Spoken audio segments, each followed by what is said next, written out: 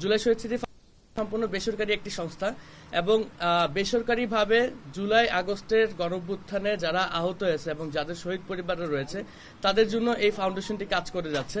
শুধুমাত্র আহত এবং শহীদদেরকে নিয়েই নয়, এই জুলাই আগস্ট গণঅভ্যুত্থানের যে স্মৃতিগুলো আছে সেগুলো যাতে মানুষের মাঝে বেঁচে থাকে সেগুলো নিয়েও কাজ করা এই জুলাই শহীদ স্মৃতি ফাউন্ডেশনের একটি অন্যতম কাজ। আপনারা জানেন জুলাই শহীদ স্মৃতি ফাউন্ডেশনের বাইরেও ইতিমধ্যেই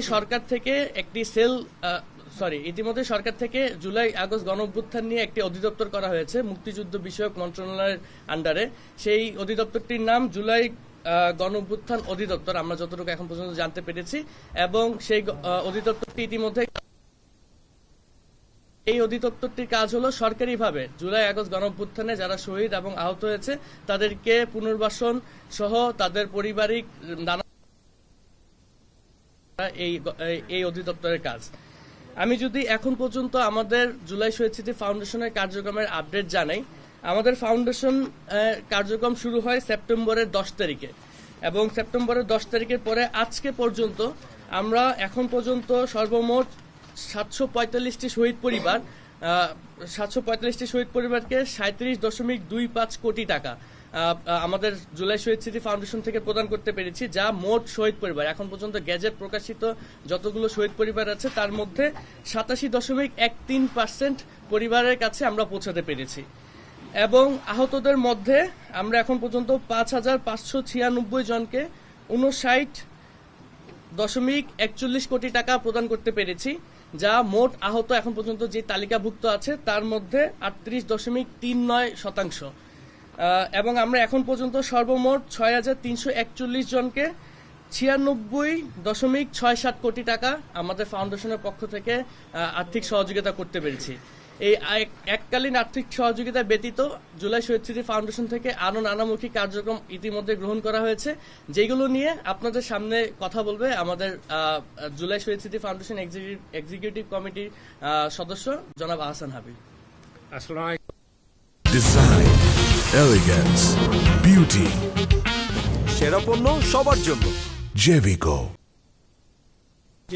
স্নিগ্ধ যেভাবে বলেছেন, আর্থিক সহায়তা আরো নানা নিয়েছি শহীদ পরিবার এবং আহত পরিবারগুলোকে সাহায্য করার জন্য। তার মধ্যে প্রথম একটা হলো আমরা বিভিন্ন প্রতিষ্ঠানের সাথে, দেশি প্রতিষ্ঠানের সাথে কথা বলছি যেখানে তাদের জন্য আমরা চাকরি অথবা জব প্লেসমেন্টের ব্যবস্থা করতে পারি কিনা। দ্বিতীয়ত আমরা চেষ্টা করছি শিক্ষাবৃত্তির ব্যবস্থা করতে পারি কিনা যেখানে সম্ভব হয়। তৃতীয়ত আমরা চেষ্টা করছি যে আমরা ভোকেশনাল ট্রেনিং অথবা এই ধরনের ট্রেনিং এর মাধ্যমে তাদেরকে আপগ্রেড করে সমাজের মধ্যে কর্মক্ষম পর্যায়ে নিয়ে আনতে পারি কিনা। চতুর্থ এলাকাতেও আমরা কাজ করছি। ফোর্থ হয়েছে কি আমরা যেটা দেখছি যে আহত পরিবার ইন পার্টিকুলার বা একই সাথে শহীদ পরিবারে অনেকেই একটা দীর্ঘস্থায়ী মানসিক কষ্টের মধ্যে, মানসিক ট্রমার মধ্যে দিয়ে যাচ্ছেন। এটাকে অ্যাড্রেস করার জন্য আমরা একটা ইন্টারন্যাশনাল সংস্থার সাথে কাজ করছি যারা মেন্টাল রিহ্যাবিলিটেশন নিয়ে কাজ করে। আমরা কয়েক দফা ডিসকাশন এবং মিটিং তাদের সাথে হয়েছে। আমরা যদি ইনশাল্লাহ এটা ঠিক মতো যায়, আমরা এপ্রিল মে থেকে শহীদ এবং আহত পরিবারের মানসিক স্বাস্থ্য নিয়েও আমরা কাজ করব, এই ধরনের প্ল্যানও আছে। আর আরেকটা ইম্পর্টেন্ট জিনিস একটু বলতে চাই, সেটা হলো আমরা ফান্ড, স্নিগ্ধ যেভাবে বলেছে, আমরা সরকার থেকে আপনারা জানেন 100 কোটি টাকার একটা ফান্ড পেয়েছিলাম এবং প্রাইভেট সেক্টর থেকে আরো 10 কোটি টাকার মতো আমরা ফান্ড জোগাড় করেছি। এই পর্যন্ত যে 6,000-এর উপরে ফ্যামিলিকে আমরা সাপোর্ট করেছি তাতে অলমোস্ট আমরা 96 করোড় টাকা ফান্ড থেকে খরচ করে ফেলেছি। সো আমাদের ফান্ড ইজ অলরেডি শেষ পর্যায়ে। সো আমরা ঈদের পর আমরা এবং স্নিগ্ধ হিসাবে যেভাবে আমরা প্ল্যান করেছি, সরকারি সাহায্যের বাইরে আমরা বিভিন্ন বেসরকারি প্রতিষ্ঠান, ব্যাংক এবং কোম্পানির কাছে অ্যাপ্রোচ করব ফান্ডের জন্য।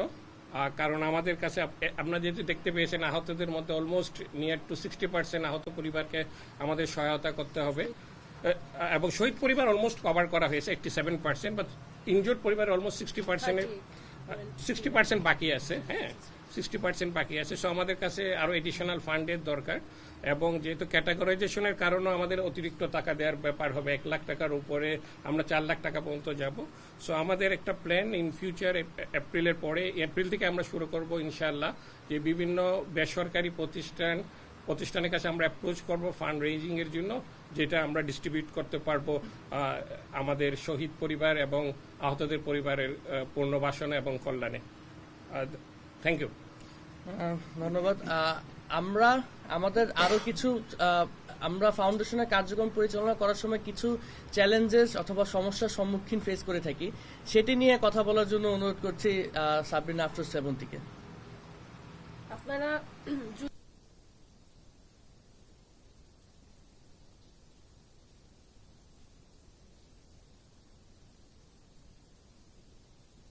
আহত না, কিন্তু তারা সেজে আসে, তারা আহত হতে পারে, কোথাও থেকে ছবি জোগাড় করে, তারপর ডকুমেন্টস কোনোভাবে ম্যানেজ করার পরে ফাউন্ডেশনে রেগুলার আসে প্রতিদিন। এরপর একটা পর্যায়ে আমাদের টিমরা পুরো সিআইডির মতো কাজ করা লাগে, তারা ধরে যে এটা আসলে ফেক আহত। এখন আমাদের কাছে মনে হয় এই জিনিসটা আমাদের জন্য একটা অনেক বড় চ্যালেঞ্জ হয়ে দাঁড়িয়েছে, কারণ এই প্রতিদিন এক একটা ফেক ফ্রড আহতদেরকে নিয়ে কাজ করতে যে আমরা বাকি যে মেইন কাজটা অন্যদেরকে নিয়ে, যে মেইন আহতদেরকে নিয়ে করার কথা, সেটাতে কিছুটা সময় আর কি চলে যাচ্ছে। তো এটা আমাদের জন্য অনেক বড় একটা চ্যালেঞ্জ। ফ্রড ইস্যুস যেটা রেগুলারলি প্রতিদিন কিভাবে তারা এমআইএস ভেরিফাই করছে, কিভাবে কি করছে জানা নেই, তাদের কিন্তু প্রত্যেকেরই এমআইএস ভেরিফাই করা। এখন এমআইএস ভেরিফাই করার পরেও আপনারা অনেকে প্রশ্ন করে থাকেন যে এমআইএস তো অলরেডি ভেরিফাই করা, সিভিল সার্জনের অফিস থেকে ভেরিফিকেশন করে দিয়েছে, তাহলে কেন আমাদের ফাউন্ডেশন থেকে ভেরিফিকেশনে এখনো এত সময় লাগছে? এটা আপনারা যদি একটু আমাদের ফেসবুক পেজে ঢুকে দেখেন, দেখতে পাবেন প্রতিদিন আমাদের পুরো এই রুমে এসে আমাদের ফ্রডদের সাথে বসে কথা বলে দেখে শেষ পর্যন্ত ফ্রড। তো এটা একটা অন্যতম কারণ কেন আমাদের দেরিটা হয়, কারণ এমআইএস ভেরিফিকেশন করার পরেও আমাদের পার্সোনালি আমাদের অফিস থেকে একটা লং টার্ম ভেরিফিকেশন করা লাগে। কারণ এই যে দেখতেই পাচ্ছেন আপনারা ফ্রড, আমরা চাই না কোনোভাবে কোনো ফ্রডের কাছে যাতে টাকাটা পৌঁছায়, কারণ আমরা যে আর্থিক অনুদানটা দিচ্ছি পুরোটা অনুদানই কিন্তু আরেকজনের আমানতের টাকা। আমরা চাই না কোনোভাবে এই টাকাটা কোনো অন্য মিসপ্লেসমেন্টে চলে যাক, কোনো অন্য কারো যার প্রয়োজন নাই সহায়তা তার হাতে চলে যাক। সো এইসব কারণে আর কি আমাদের অনেক চ্যালেঞ্জের সম্মুখীন হওয়া লাগতেছে, অনেক ঝামেলা পোহাতে হচ্ছে, স্টিল কিন্তু আমরা সবাই চেষ্টা করতেছি। ধন্যবাদ। আপনারা জানেন ইতিমধ্যেই আমাদের একটি প্রোগ্রাম পরিচালনা করা হয়েছে, যেটির নাম হলো শহীদ পরিবারের পাশে বাংলাদেশ। এটি প্রত্যেকটি বিভাগীয় শহরে আমরা এই কার্যক্রমটি পরিচালনা করেছি, যাতে প্রত্যেকটি বিভাগ পর্যায়ে যে আমরা আমাদের যে শহীদ পরিবারদের আছে তাদের কাছে আমাদের যে আর্থিক সহযোগিতাগুলো আছে সেগুলো পৌঁছে দিতে পারি। আমরা একটি নতুন প্রোগ্রাম হাতে নিয়েছি, অর্থাৎ কর্মসূচি হাতে নিয়েছি, যেটি হলো আহত যোদ্ধাদের পাশে বাংলাদেশ। এই কর্মসূচিটি বাংলাদেশের প্রত্যেকটি জেলায় গিয়ে এই কর্মসূচিটি গ্রহণ করা হবে এবং প্রত্যেকটি জেলায় যে আমাদের যে আহত যোদ্ধা ভাই বোনরা রয়েছে তাদের কাছে আমাদের ফাউন্ডেশনের যে আর্থিক সহযোগিতাগুলো আছে সেগুলো পৌঁছে দেওয়া হবে। আমাদের শ্রাবন্তী আমাদের চ্যালেঞ্জেস এর কথা বলতেছিল। আমাদের আরেকটি বড় চ্যালেঞ্জ হলো আমাদের যারা আহতরা রয়েছে, যারা ভেরিফাইড আহত, তাদের প্রপার ডকুমেন্টস না থাকা। যেমন আমি যদি একটা এক্সাম্পল দিই, আমাদের একজন আহত আছে নাম আকাশ ব্যাপারী, তার পরিবারে সে ব্যতীত আর কেউ নাই, এবং আমাদের একজন শহীদ পরিবার আছে নাম আকাশ ব্যাপারী, তার পরিবারে এনাফ ডকুমেন্টস নাই, সে যে শহীদ হয়েছে সেটার এনাফ ডকুমেন্টসটা আমাদের কাছে নাই, বা তার পরিবারের যে ব্যাংক অ্যাকাউন্ট খুলতে হবে সেটার জন্য তার পরিবারের যে ডিটেলসগুলো দরকার, যেমন এনআইডি কার্ড বা অন্যান্য যে ডকুমেন্টসগুলো দরকার সেগুলো তার কাছে নেই, যার কারণে আমরা আমাদের যে আর্থিক সহযোগিতা আছে সেগুলো পৌঁছাতে পারছি না। শুধুমাত্র তাই নয়, বিভিন্ন শহীদ পরিবারের যাদের কাছে আমরা এখনো পৌঁছাতে পারি নাই, তাদের মধ্যে দেখা যাচ্ছে পারিবারিক বিভিন্ন দ্বন্দ্ব রয়েছে, শ্বশুর শাশুড়ি এবং বউ, তাদের মধ্যে দ্বন্দ্ব রয়েছে, তারা একজন একজনের সাথে থাকে না বা একজন একজনের সাথে কোন রকম সমঝোতায় যেতে চাচ্ছে না, যার কারণে তাদের কাছে আমাদের টাকাগুলো বা আমাদের সহযোগিতাগুলো আমরা এখন পর্যন্ত পৌঁছে দিতে পারিনি। এরকম নানামুখী সমস্যার কারণে এখনো যারা বাকি রয়েছে তাদের কাছে আমাদের সহযোগিতাগুলো পৌঁছাচ্ছে না। তো এতটুকুই ছিল আমাদের পক্ষ থেকে। যদি আপনাদের কোনো প্রশ্ন থেকে থাকে আপনারা আরেকটি বিষয় আমি একটু আপনাদেরকে জানিয়ে দিতে চাই। এই ঈদে আমরা প্রত্যেকটি শহীদ পরিবারের কাছে আমাদের ফাউন্ডেশনের পক্ষ থেকে একটি করে গিফট হ্যাম্পার পাঠিয়েছি, যার মধ্যে আমাদের মাননীয় chief adviser doctor Mohammad Yunus স্যারের একটি শুভেচ্ছা বার্তা রয়েছে। সেই শুভেচ্ছা বার্তা সহ প্রত্যেকটি শহীদ পরিবারের কাছে ইতিমধ্যেই আমাদের যে গিফট হ্যাম্পারটি আছে সেটি চলে গিয়েছে। যদি নাও চলে থাকে এটি হয়তোবা উপজেলা প্রশাসনের কাছে আছে, ঈদের আগে এই গিফট হ্যাম্পারটি সকল শহীদ পরিবারদের কাছে চলে যাবে। ধন্যবাদ। আপনাদের যদি কোনো প্রশ্ন থেকে থাকে আপনারা করতে পারেন।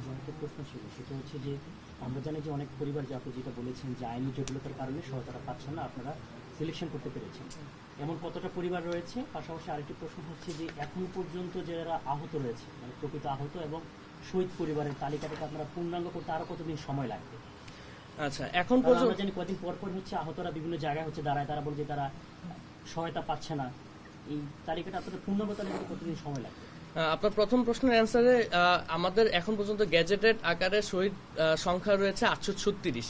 তার মধ্যে আমরা ইতিমধ্যে 745টি শহীদ পরিবারকে আমাদের সহযোগিতা পৌঁছে দিতে পেরেছি।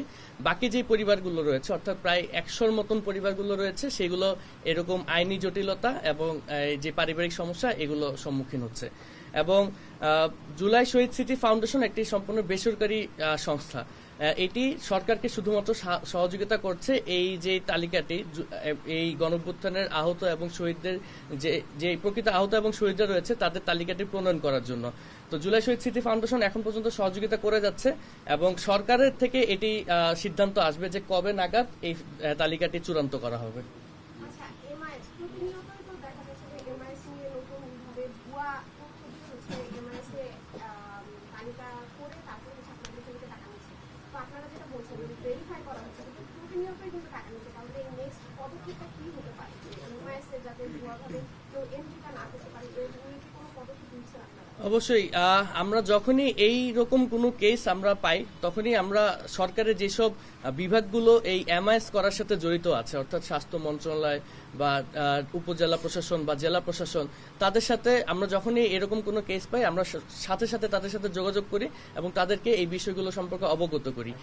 এটি আসলে সরকারের পক্ষ থেকেই এই উদ্যোগটি নিতে হবে যাতে এই তালিকাটি একদম স্বচ্ছ এবং সম্পূর্ণ ভালো একটি প্রক্রিয়াতে হয়, যার কারণে সরকারের যে বিভাগগুলো আছে সেই বিভাগগুলো আমরা আমাদের থেকে যেই পরামর্শগুলো আছে সেগুলো প্রতিনিয়ত দিয়ে যাচ্ছি এবং আশা করছি খুব দ্রুতই এই সমস্যার সমাধান হবে। হ্যাঁ, ইতিমধ্যেই ফাউন্ডেশন থেকে প্রায় 4 জনের মতন এরকম মানুষ পাওয়া গিয়েছে যারা ভুয়া এমআইএস এর সাথে জড়িত এবং তাদেরকে ইতিমধ্যেই আইনের সম্মুখীন করানো হয়েছে।